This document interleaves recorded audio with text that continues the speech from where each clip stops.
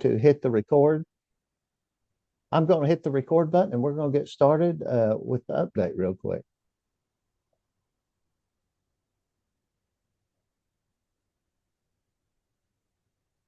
Chelsea, you see my slides okay, can't you? Yes, sir. Well, like I was saying, thank you for being at today's October 2nd roundtable. Uh, uh, sure appreciate all you guys on here.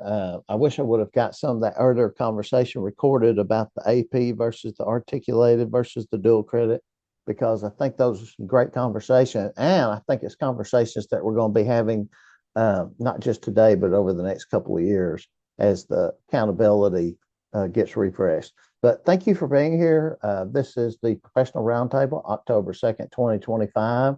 And like we said every time for this is season 6 of this roundtable. If this is the first time you're on here, this is welcome. But this started as a COVID update, and our members were just got so much out of getting on here and visiting and networking with each other once a month.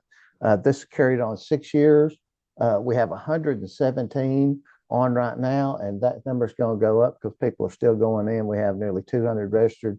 Thank you guys for taking the time to share with others and help out your fellow CTE professionals. Remember, like Denny Crane always tells us, these Zoom-based meetings will be posted on CTAT social media platforms, primarily YouTube. So if you wish to participate but have your picture not shown, you can participate with your video on. Boy, there's that face that you make when October's finally here. I always feel sorry for the pumpkins. Seems like they take the biggest beatings in October. But this poor old pumpkin finally made it to such an age that he has to take his teeth out when he sleeps and put them over to the side. See, Chelsea pulled his teeth out and he sucked them in that water there like an old person would do their dentures. If y'all get that one. Today is a very interesting day in history. On birthdays, we had Groucho Marx. If you remember the Groucho, Harpo, Zeppo, Furpo, all of the Marx brothers. Some great old movies if you're looking for something to do at 2 o'clock in the morning. You can flip it over on YouTube and watch some of the Marx brothers. Just fantastic comedy. And Groucho, of course, was the leader of that bunch. Johnny Cochran was born in 1937. And Johnny Cochran had a lot of famous cases out in the California area. Most famous probably was the O.J. Simpson case. He served on that legal team. And in 1945, this is an interesting one to me, Don McLean, the songwriter, was born, and he wrote the song American Pie, Bye Bye Miss American Pie, that, of course, was about the day that Buddy Holly's plane crashed, among many other things. But anyway, some very interesting birthdays, I thought, this time. As far as on this day in October 2nd in 1789, the United States Bill of Rights was sent to the 13 colonies or states to be ratified. And of course, we all know that the Bill of Rights is the first 10 amendments. So that went out, and it took them a while to get them signed, but it certainly all did. Again, thank you for being part of this roundtable experience. Appreciate you guys working together. And if I believe one thing, is that these roundtables have made the CTE community stronger and CTAT stronger as an association. And that's all because of your willingness to come on here and share. So thank you very much. Again, we always like to thank our board of directors, led by Paul Boff, our CTAT president for this year. Paul, thank you so much. Thank you to all the directors that are on here. We talk about all the different regional trainings and even the roundtable. All that come about because it is board driven. Those are board ideas, and we appreciate you guys. And just like that, another very important group is the area presidents, and those area presidents are what keeps the memberships growing and what keeps the members active at the regional level. And CTAT on the state is only as strong as the area. So thank you to all the area presidents for all of the hard work I know that you do. I know you're taking on like a second job when you become area president or being a little league coach. So thank you so much. Robin, do you mind coming in and giving us an update on the District of Distinction? I do. Thank you for the opportunity. Just like Mark said, I mean, CTAT is member driven, and part of our mission is highlighting the great things that you guys are doing. So this is a super quick update on District of Distinction because the applications just closed mid-September. We're excited to announce that this program does celebrate the excellence you guys are doing. That's what it's all about. Last year we had 38 applicants and recipients, and this year we nearly doubled it. We have 71 applications. And that kind of growth tells us that districts see the value in being recognized, and that's our hope. And it's a powerful way for CTAT to elevate your success. A lot of the members who received the designation last time said they got an incredible amount of engagement and attention because of that designation. So we just hope to see a ripple effect there again this year. So our timeline moving forward, we have reviewers that are from different size districts from all across the state. They have various levels of experience. We just want to keep the reviewers balanced. And so they have until Friday to finish the review. And so again, it's done by peers and it's kind of a blind review. So we will be able to let the applicants know by October 7. And then I believe well before CTE month. And everybody that has been designated will receive their banner and their acrylic award. So those will be coming out shortly thereafter. Press release that you guys can customize and use the whole 9 yards. So we're really excited about that. And we'll celebrate this group at Winter Conference in February. So good job, y'all. Rob and I have heard from real estate agents, school board members, representatives on the state level. Everyone you can think of has really bragged on their districts that have earned this. So this is such a great opportunity. Thanks for the update. All right, moving right along. Thank you, Robin. If I can figure out how to go forward here. Talk about a sundry of things. CTAT is hopping on February 9th to 11th. San Antonio, we're going to have the midwinter conference. We saw things kind of level off last year, and we're hoping to have a big jump in attendance at the midwinter conference. So pass the word. This is going to be a humdinger. We've seen some of the presentations that folks are already planning, and we appreciate it. And get on there and do a presentation and sign up and submit. We're counting on you, and your fellow members are counting on you. So we're looking forward to it. This summer, we go back to Fort Worth, which is my favorite place to go for summer conference, right there, because everything's so easy to walk to and the facilities are so great. And so I'm really looking forward to the summer conference this Fort Worth, July 13th to the 16th, which are great dates. Should not interfere with some of your district meetings. And then this summer in the 1st of June, we're going to have the second installment of the newly separated Forensic Science Law and Public Service Conference. And we anticipate that being in San Marcos. And that's a day of training, a day of field trip for your forensic law and public service teachers, and then another day of CTSO activities and generally good information. So we look forward to that. And thank you to everyone that's being a part of planning. Of course, the regional trainings are off and running. Yesterday, we had a fantastic training, Campus Coach and CTE New Teacher Academy in Aldine. We go to Tyler next week, Weatherford in October, and we go to the Valley in March for Campus Coach and Counselor training. Chelsea, you want to tell for a second how the New Teacher Academy went yesterday? It was amazing. Thank you so much, Calwinda Lott, for being a great co-presenter, and Aldine ISD for supporting us and being our site facility. And Vani in the chat said my teachers really enjoyed it. And so they raved about the lunch. That was one of my favorite parts too, besides the learning. The culinary arts students at Aldine ISD were able to support us. It was an incredible day of training. And I know over on Mark and Brooke Martin's side at the campus CTE coaches was a fantastic day as well. So a great day of learning and leadership. Thank you, Chelsea. And Miss Massey, we are coming your way, you and Miss Martinez, over in Comal for CTE Plus campus training. And then Mindy Hampton, with an invite, we're going to Amarillo to ESC 16 with CTE Finance and PEMS, which is the training that we do with TASBO. It is anticipated right now that we'll do another training in the spring. The most likely scenario is that we'll do the Metroplex, but that is still in the planning stages. Moving right along. For those of you, if you haven't had a chance to sign up, there is still plenty of time. And Mindy said there's plenty of space. She's got a big room for us. And we'll be in Amarillo on October 30th. And I think that that's going to be a fantastic training. Amarillo ISD finance superintendent or assistant superintendent for finance is going to be assisting that training. So we're really looking forward to it. Becky Bunty, who used to be kind of the head wig over at TASBO, is going to be doing a lot of the training. Looking forward to it. Of course, the roundtable like we're on right now, what a great programming.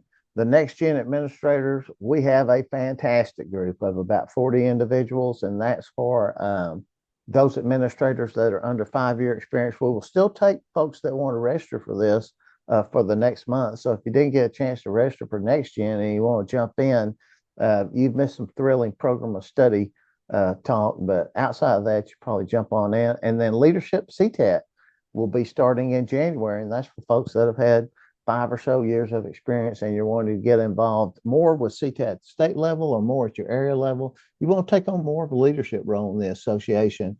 And I've got to say that Leadership CTAT was a fantastic group last year, and I bet this group's even better. Any event or activity that you want to sign up for CTAT, you can just go to the ctat.org website and click on events. This question keeps coming up about districts of innovation, and we sent this out last month in the chat, but I want to make sure that we highlight this one more time, because I got this question 3 times last week, and you can see here that foundation subjects are the only ones impacted by the new law that says you cannot do DOI. Plain as day in the 2 administrator address that came out, districts with the appropriate and allowable approved exemptions in their plans may maintain certification for flexibility in non-foundation enrichment classes, allowing CTE and other enrichment courses to continue serving in those assignments. So you can, DOI is still in effect if your district chooses to do so for CTE. All right, so it's time to move on. We have a lot of updates this month, and typically we would be joined by Chelsea's 2 beautiful dogs, but they're at Reform School. So it's just Chelsea with the updates for October. Chelsea? This is my formal petition to do the jokes in November, and Mark can do the updates in November, just so that way I don't have to see those lovely photos of those dogs, and I can do a Photoshop photo of Mark. And I also want to say I'm Chelsea Reeves because I appreciate Mark's Ron Burgundy references on these slides that we're going to see. So here we go. We always start out with our to-do list, both on the CTAT chat as well as here. Registration for CTAT Winter did open today, so jump in there, get registered for conference, and we can't wait to see you. Also, look at the data that you need to start pulling. We're already in October. Can't believe it, but also can feel it in my bones. And I know many of you can as well. So there are things that need your attention. And so we always like to put those at the very beginning of the chat. So check those out.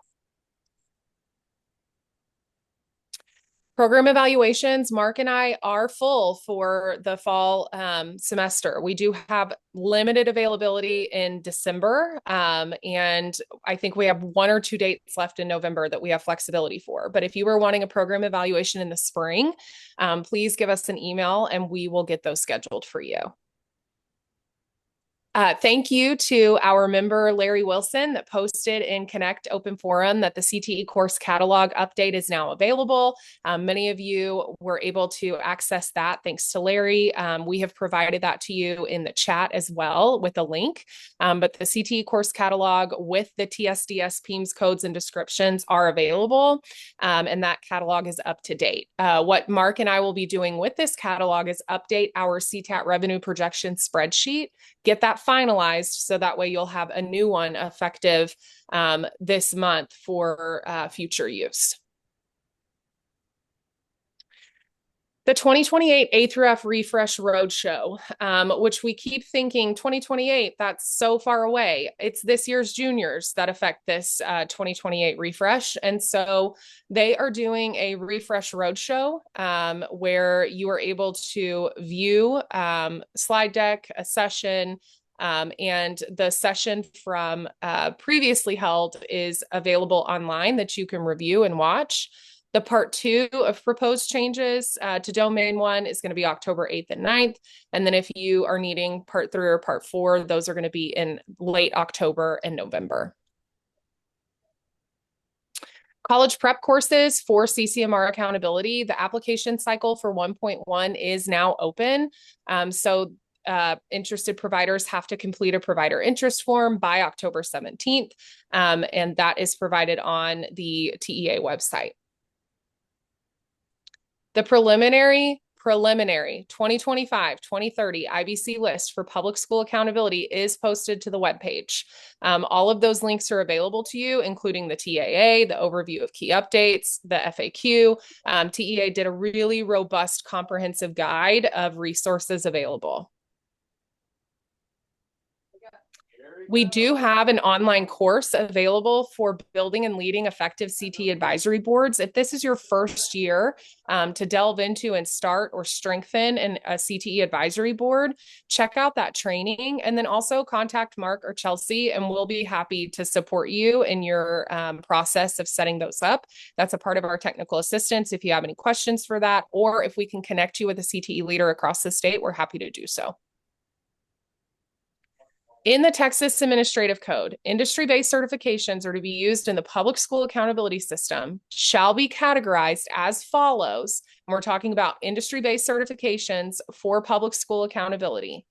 We have provided the explicit definitions for what constitutes a tier 1, a tier 2, or a tier 3. And we've seen some questions or concerns about this. And so what we have done what Mark Boshier has done is aligned this proposed change and made it a solid, easy to digest, user-friendly spreadsheet that tells you the IBC title, the certifying entity, the TEA IBC list, if it's a yes or a no, because it's on the 25-2030 list. And then if it's a tier 1, tier 2, or tier 3.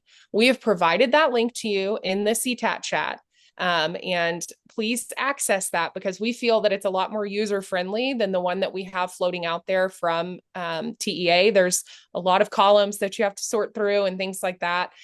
This is just a resource that we said, okay, if we're struggling to wrap our minds around this and see it in a bite-sized format, then our members are too. And so Mark did an incredible job of taking all of that. Yes, huge thanks to Mark Boshier. And y'all, he does it so quickly. It's amazing. But keep in mind that this is a proposed change. Okay. However, what do we know in the world of what we've experienced? That if there's this much work behind it, then it's likely to stick. But do know that it's currently proposed that differential weighting within the IBC indicator is applied such that that the percentage of graduates meeting CCMR criteria only via a tier 3 IBC is limited to 5 graduates or 5% of graduates, whichever is higher.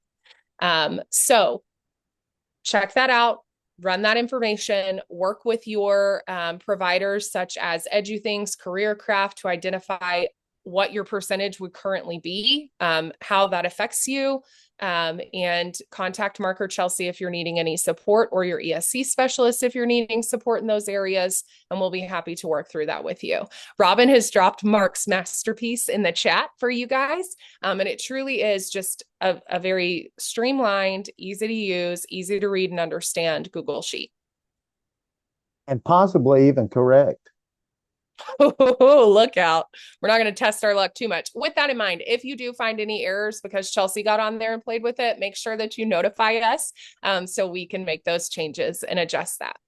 Opportunities for feedback. So when we look for opportunities for feedback, whether it be public comment or connecting with other stakeholders, improving performance reporting processes and products, as we work to better serve stakeholders, if you have suggested enhancements, connect with performance reporting. And we have provided those links to you in the chat to do so, so that way you can review that. The instructional materials review and approval is updated. The cycle 2026 with the submission details is available for you. The batch 1 courses for 6 through 12 career and technical education are available to you. So check those out, embedded links within the chat. And then that way, I feel like a cat with a laser when Mark pulls that red dot out. So then that way you can identify what it is that you need to look into and be prepared for instructional materials review and approval. There's also EMAT updates and reminders and freight updates that we have provided to you in the chat. You may not be the one that is solely responsible for this. Part of the beauty of chat coming to you in an email is that you can forward that on to other stakeholders within your organization, and you can say, hey, this was brought to our attention. This affects CTE. Who can I partner with in my district to ensure that we have everything that we need to be successful in our programming? And that is why one of the reasons why we provide CTAT chat to you in an email format, so you can loop in other stakeholders that might not be members within your district. This was something that we dug into with House Bill 2, Career and Technical Education Certification Reimbursement. So this is different than an industry-based certification for students. This is specific to your teachers.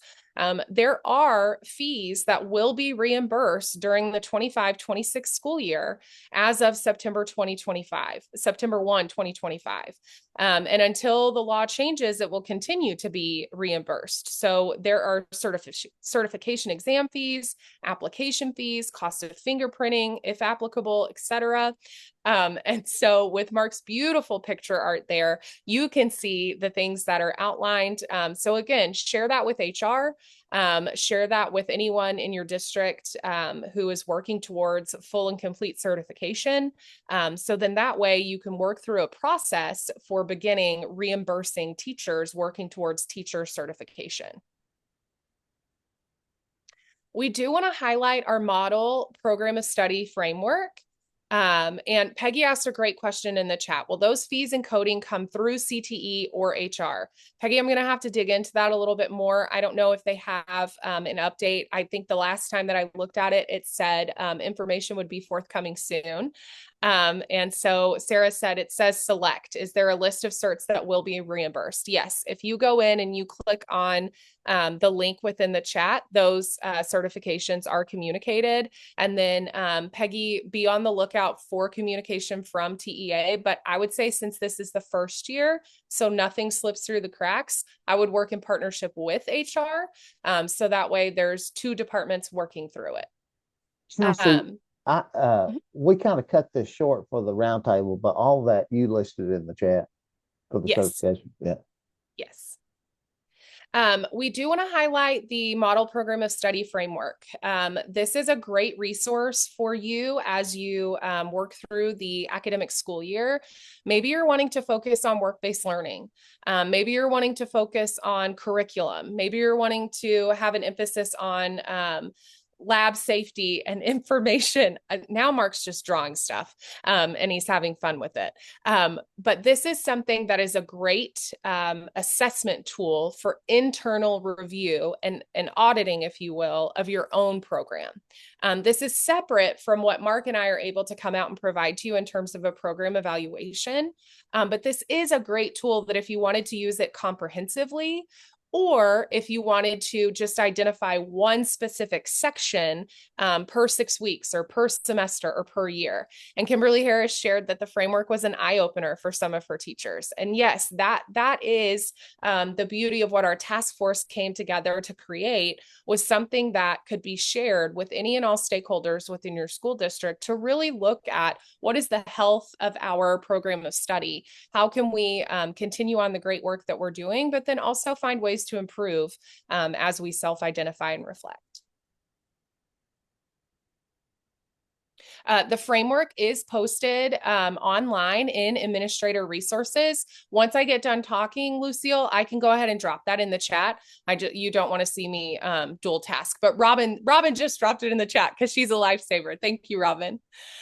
She is amazing. Thank you, Robin. So the post office guy from Cheers was wondering with his mom, where should we be uploading DD Form 4s for 2025 graduates who enlist in the military or National Guard?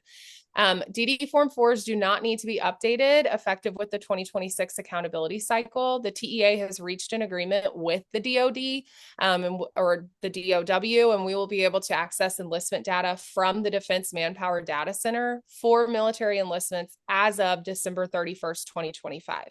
Because keep in mind, this is one of those statistics, those figures, that CCMR data that students have up until December 31st, immediately following their graduation year, to enlist. But we still strongly encourage school systems to collect and maintain DD Form 4s, because when you go through that CCMR verification process, if there's a question that's outside of the realm of PEIMS, that is where you can identify, hey, we had the following students enlist and we have their DD Form 4 on file, but they were not listed in our CCMR verifier. So something to definitely look out for.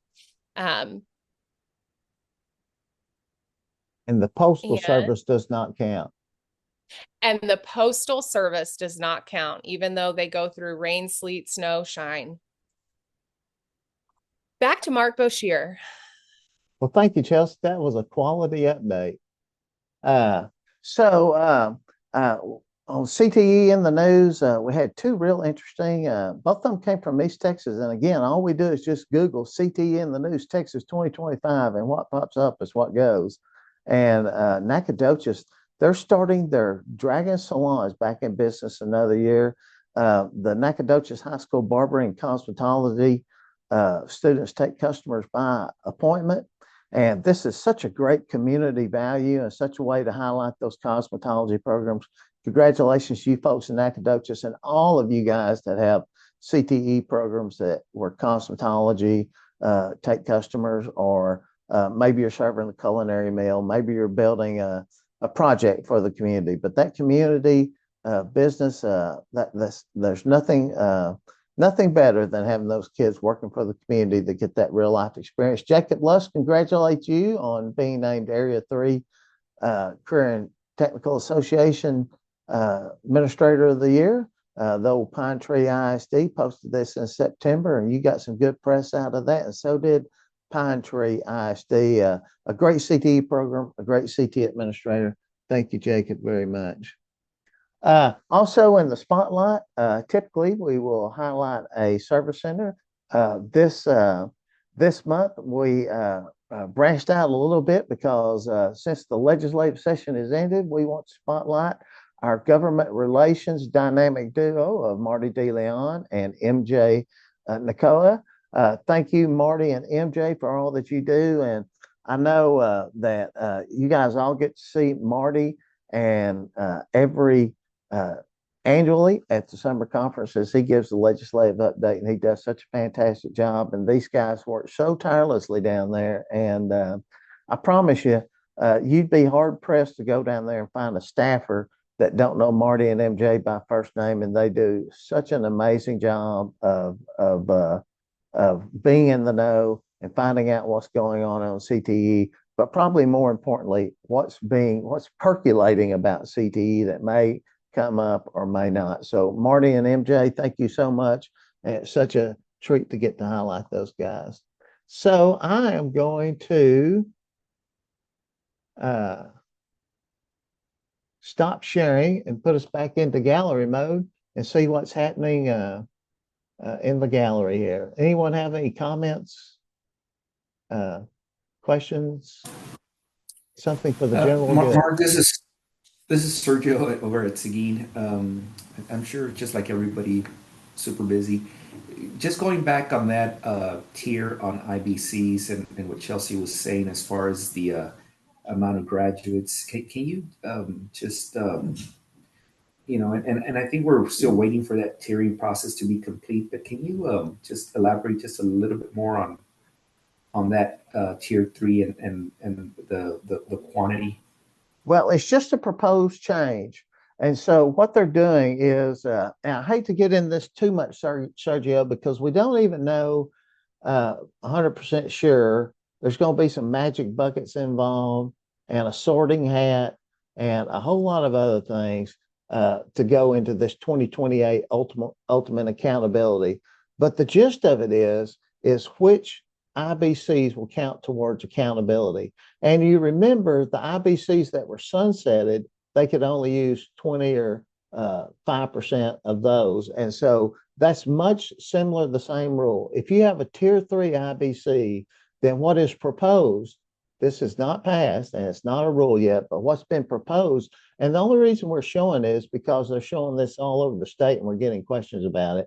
What's been proposed that you can only count 5 or 5%, whichever is greater, 5 or 5% of your IBCs that are tier 3 into the accountability. And I hate to get too much into it because we don't even know what the accountability standards are going to be in 2028. But here's the reason we say this is because there's only so many things that you can do. You can offer your programs meaningful courses that fall within a program of study that make a coherent sequence that generates completers. And that's 4 credits, 3 more courses. And what you can also do is offer post-secondary opportunities, whether that's in the form of dual credit, hopefully AP in the future, or with an industry-based certification or license. And so once you do that, the only thing that you can really add to your plate as far as looking into it is maybe you should offer more tier 1 and tier 2 IBC as opposed to 3s. And so you take all those, you can't worry about the buckets. Once you get your part done, the buckets catch what they catch.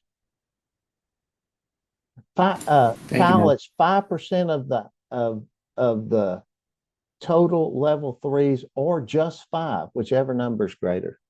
Because in a small school, sometimes if you're graduating 5 would be 100%. So if you have just 5 graduating, you can count all 5. Good question, Kyle. Thanks, Sergio. That's a good point. Mark, along those lines, what's going to be the difference between tier 1 and tier 2 as far as accountability? Is that the whole bucket thing you're talking about? Again, I do not know, and there's no one that knows for sure. But what they're showing, the accountability people are going all over the state showing these slides that have the buckets, and so you get one thing and then another thing, and different things go into different buckets, and then they add them together and divide, and that's how they're going to have accountability in the future, maybe. And probably a lot of you have seen that. If you guys want to get into it, I encourage someone that's actually seen that presentation to jump in here and talk about the buckets. I know Brooke explained it to the campus coaches yesterday and did a beautiful job.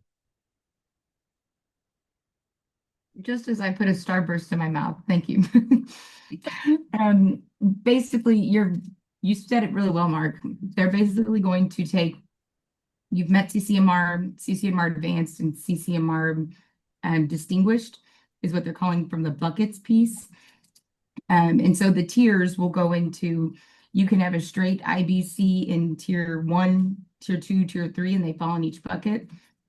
And then they'll start adding how many students you've made in each bucket. And then that gives you a bigger number.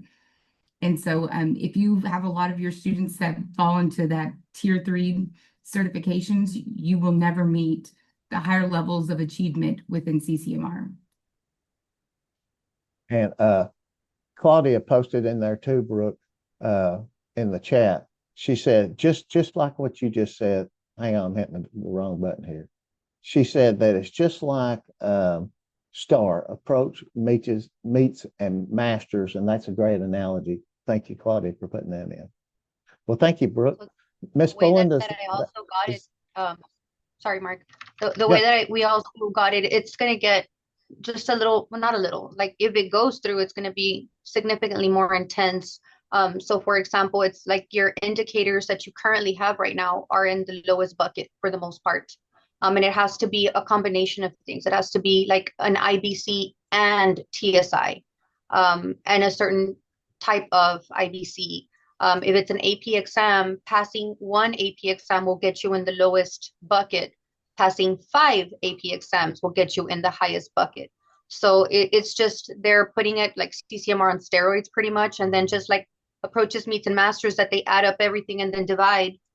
That gives you your final CCMR score. So they're going to add how many kids fall into bucket 1, and then plus how many kids fall into bucket 2, plus how many kids fall into bucket 3, divide that by 3, and that's your actual CCMR score. So if, let's say, everything we're doing right now for the most part would fall under bucket 1, it would be a third of our points for the most part, unless we get the higher tiers of IBCs. But it's getting a lot more intense. Thank you, Claudia. And Sherry, do you mind if I make you a co-host? Sherry, if you'll say something where you'll pop up on my Brady Bunch stuff here. Sorry, yeah, I'm having to do audio from my cell phone. Yes, please make me co-host. And you will be able to show the bucket. Yeah, I've got an image I can actually drop in the chat, unless you want me to show this presentation that I did for our folks. But from everything we've started to hear, it's delayed to the 6th grade class, right? So yeah, we're all trying to figure out how to live in this world. Oh, what did Tally Jo say? She said something. Same thing you just said. Counts with this year's 6th graders.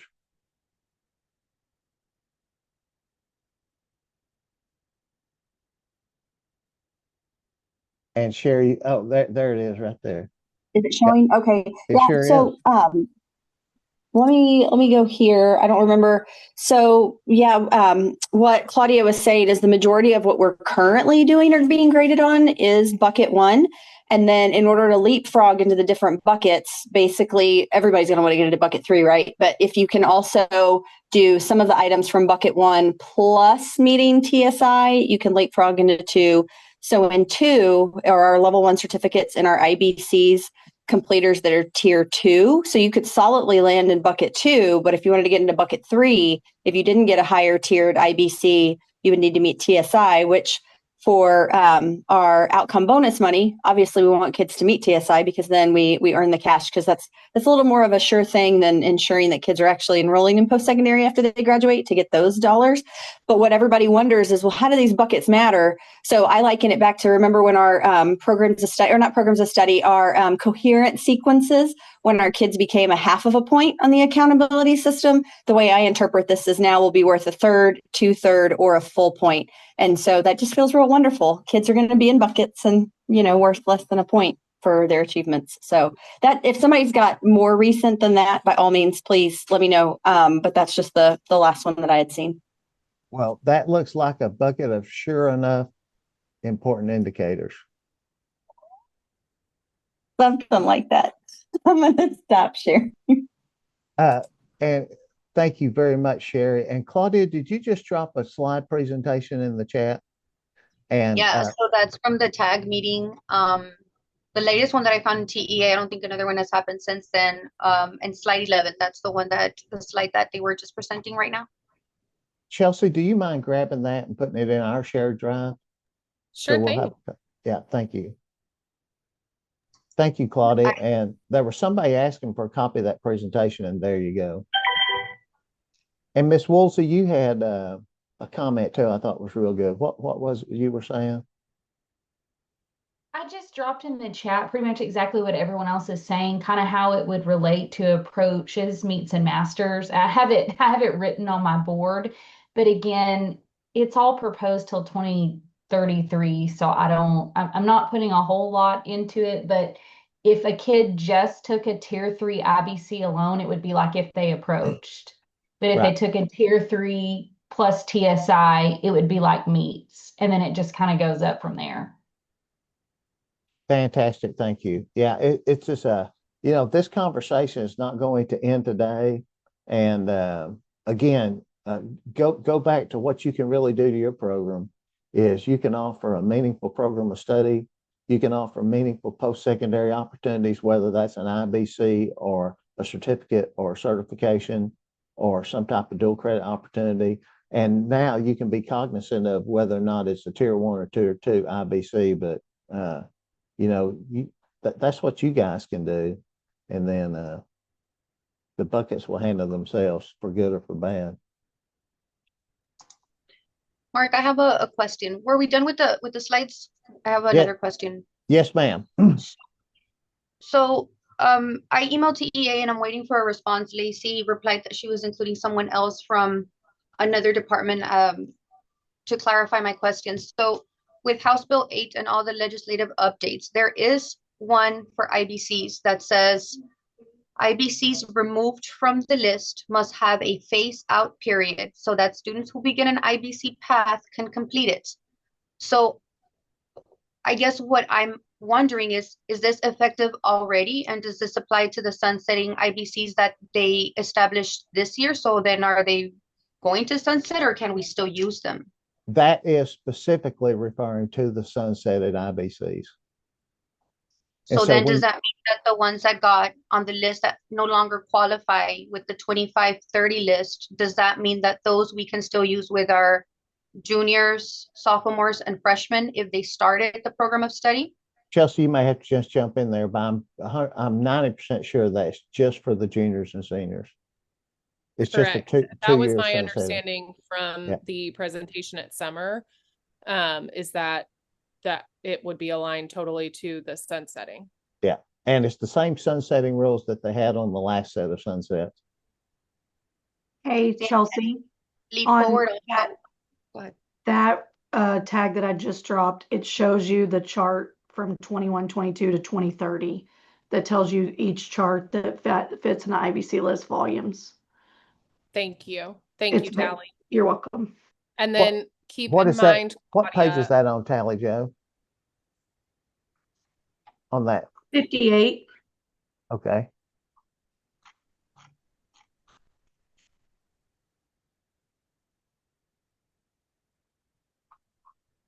I'm gonna hit that on this is what Tally Joe just dropped into the chat. And just so you guys can kind of see it. And Tally Joe, I think that you did it to where they can pull it up and save it on their own computer. Yes, sir. And I went ahead and included the whole August tag. It has a lot of things that I think give you a little bit of ease. You know, that 2033 is very much in blue, black and white and things of that nature. So, but this is complex, but there you go. It is, but really, we're all up to snuff on the 25, 26. It's the 26, 27 going forward, right? Yes, sir. Yeah. Very good. Yeah, look at that. That's a great document. Thank you, Tally Joe.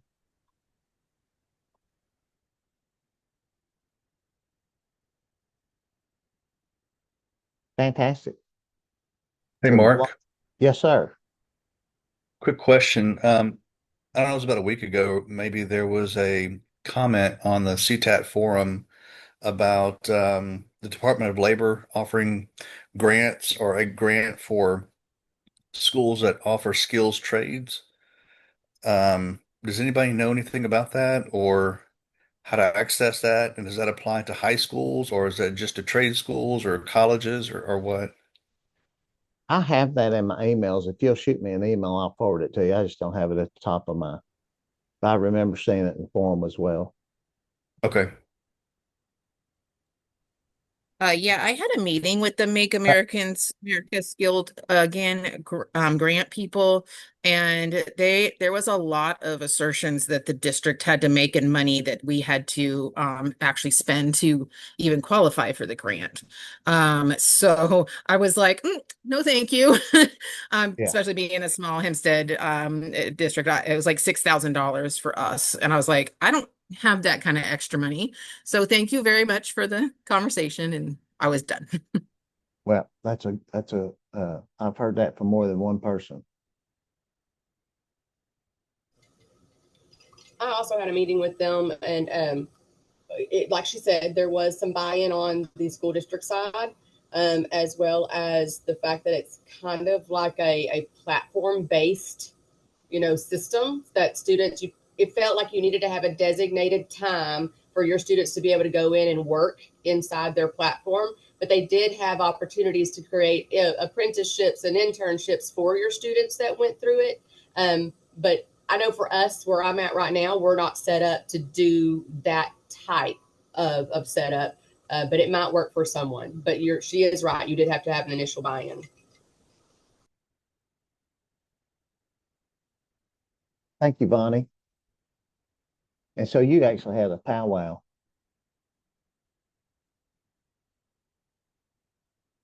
Terrific. What else have we got? Boy, that is great info. Thank you guys so much for sharing these topics.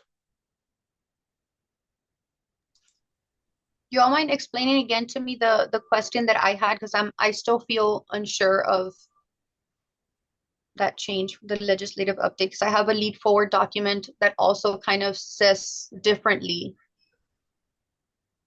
Okay, I think what Tally Joe put there, I think says it. If I'm reading this right, and Tally Joe, feel free to jump in here, but so the sunset limit comes in with last year's juniors, this year's seniors, and then starting with the graduates of 2027, then any IBC you use has to come from the version 4 list, which is on that 25 through 30 list. Yeah, that's the way I understand it. So pretty much, yeah, we need to just focus on the 25-23 list. My question would be, I think we're waiting till mid-October for it to be official, or for mom TA to say it's been vetted and approved. I think that's the only thing, right? I think, Sergio, if it's on the list, it's on the list. The only thing that's going to happen is some of those that did not make the list are appealing, and so there may be some additions, but they won't take any off the list. Well, they should be finalizing final approval mid-October. Is that correct? That's what they say. Yeah. Yeah. Claudia, did that get your question answered? Yes and no, because that one's for the upcoming, like the 2028, and I think this document or the legislative update was the beginning of September, which I think is after that document. And then there's a document on lead forward that says that they may earn the IBC within the 3-year period. So it says different. Well, okay. I'm not exactly, coach me up on what lead forward is. Can I share it? Can I share my screen? Will it allow me to? Let me see. Can y'all see it? Because no, but that Tally Joe put in there is a TEA document. Yes, but that one's for like the tag for the proposed changes, and that came out, that was in August, and then this was finalized September, the legislative update. Oh, gosh. And can you so put that in the chat? I tried to, but it's an image, so it won't let me. I can email it to you. Wait. And I emailed EA, but Lacey didn't have an answer for me, because if you notice, look at the bottom bullet. It says, during the 3 years following a determination that an IBC is no longer eligible for CCMR, a school district may receive the benefit of achievement indicators based on that IBC for a cohort of students who were participating in the program of study aligned with that IBC during the school year. TEA determines the certification is no longer eligible and earn the IBC within the 3-year period. Yeah. So that's a little different. Let me show you what Yeah. the So, other. Claudia, what I would propose is once you get confirmation or communication from Lacey, if you'll like summarize that and post it into Connect Open Forum, then we'll have that document plus the guidance from TEA to support all of us. Because that like great data mining and digging on that one and cross-referencing because we are living through a clear as mud situation. So thank you for gathering. Mark, I took a screenshot of that image and I put it in my Google Drive and I'm sharing it with everybody. Okay, thank you so much. And I'm not 100% sure they're saying two different things. You know, it might be the perspective. But and where did you get that from, Claudia? That was a lead forward presentation and it's on one of their resources. And then I took a picture of the TEA presentation where it has that like a phase out period of 3 years.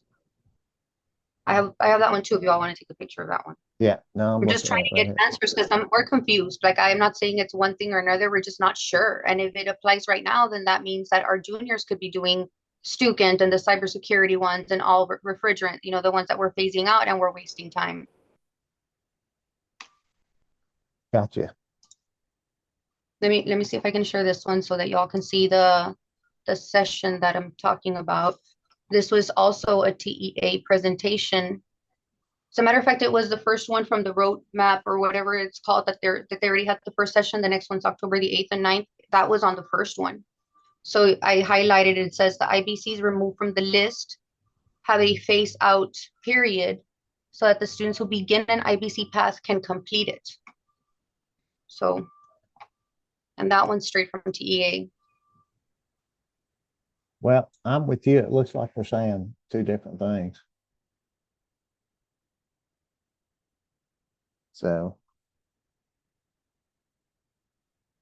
And I think lead forward is similar to what Chelsea was saying as far as data mining, kind of like on data.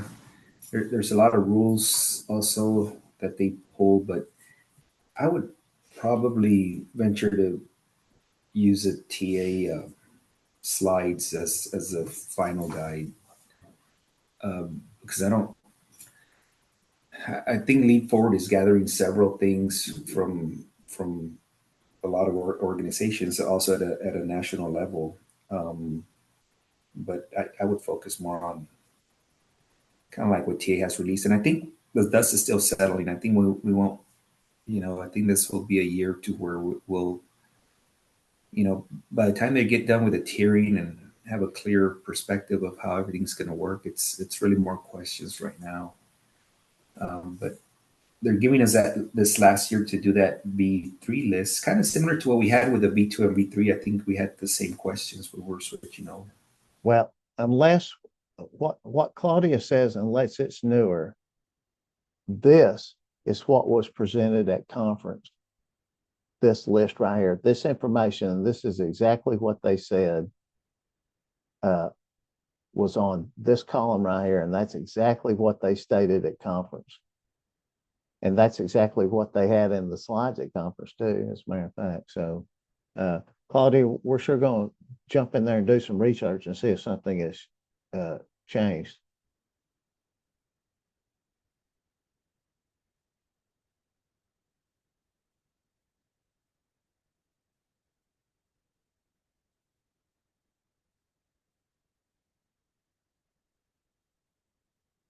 All right. Any other information?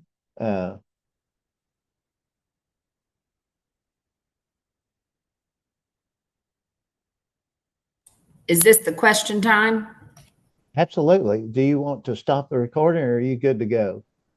Oh, I don't care. It doesn't bother me any. Either way, fire I away. could care less. Better Okay, stop that recording. I'll be quiet. I was just going to say, I know somebody just mentioned about Perkins. And so I was on that same meeting yesterday. I don't remember that about the funding because I could have sworn that they said that it was already earmarked. But anyway, my biggest thing that I wanted to point out about the Perkins, which I thought was a great reminder because of the fact that Marcette brought it up with ROTC, because, we've all taken on ROTC, is that because ROTC has been paid for with local funds, that you have to wait 12 months to utilize your Perkins funding before you start paying for ROTC. So that was a good reminder, because I was like, oh Lord, I better mark that in my brain there, because, that's just not something that I think a lot of us think about, when it comes to ROTC. Like, you're like, oh, it's a new program, right? Like, just throw it in there. But the other thing is that with ROTC, I thought that was interesting, is that there are still questions about the V code on the PE credit side. Now, my PEMS person sent me something. I shared it with through a text message that we have with some Gulf Coast people. And then somebody turned around and sent me something different. So I still think that there's questions, because she was telling me that the last TEA update that she attended for PEMS, that you could not get the money on the PE code for ROTC 1. But then I received additional documentation that you can actually. And so Region 4 is supposed to give that information tomorrow in our Gulf Coast meeting. And so I'm just throwing it out there, because I think there's still some confusion on that piece for multiple people. And, my deal is that if I'll take them on, but if I can't receive the weighted funding for PE, then guess what? ROTC won't be getting PE credit in my district, because I want the money, because they're going to be expecting me to pay for stuff, and they already are. Now, this is just my 2 cents. If anatomy and physiology counts for science credit and gets the coding, and then why wouldn't ROTC level 1 get the coding if it counts for PE credit? It's just, So the TWEDS update, Mark, does not show it as a PE code. The eligible weighted funding does not show it. It shows it. I emailed Stacy on that too. And I showed her screenshots, and she said it does count, that they're going to update it this winter. But I showed her the screenshot that the H isn't there. And we told her we're worried about funding. We're worried about program of study completers. And she said they do count, and I have it in writing. Okay, very good. I can tell you what COMAL does, and what we've done with some other courses, that we have made the regular PEMS code that does earn the funding sitting in the normal class. We do a 0 hour with the other code for the PE credit, if that makes sense. And then it keeps it separated. We're getting the weighted funding through the PEMS code that we have to use for weighted funding. And then on the other side, in a 0 hour, we have it plugged in for the kids that are getting it for PE credit. And they're enrolled in that PEMS code. That does make sense, but I would bet money that they come in and they just either they put an H in the PE service code, right, or they just say that the regular service ID code for ROTC 1 counts for PE. Right. They're going to have to make that swap. But until then, that's what we did. So the kids would get the PE credit. Yeah. Very well, good. and other ways, like we've done in the past, where if you complete one class, maybe complete ROTC 1, and then at the end of the year, they pop on the PE credit at the end. We used to do that with debate 1. You finish debate 1, you got the ProfCom semester after the fact. But if you flip it, if you do the ROTC class for their seat time and get the weighted funding, then award them the PE credit afterwards. You may not have to build a 0 hour or something like that. And was it in the chat maybe, or a separate email? So people have been asking questions about AP Computer Science and how that class gets both the math and the LOTE. We just schedule them in the math section, and then bam, at the end of the year, they get the LOTE second credit. So I mean, however your district tackles it, but yeah, I would make sure you're getting the funding until they sort out the dead bodies.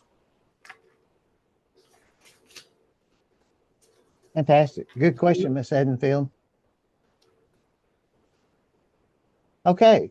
Well, in order to keep this around an hour, I'm going to stop the recording session, and so we can post this on YouTube.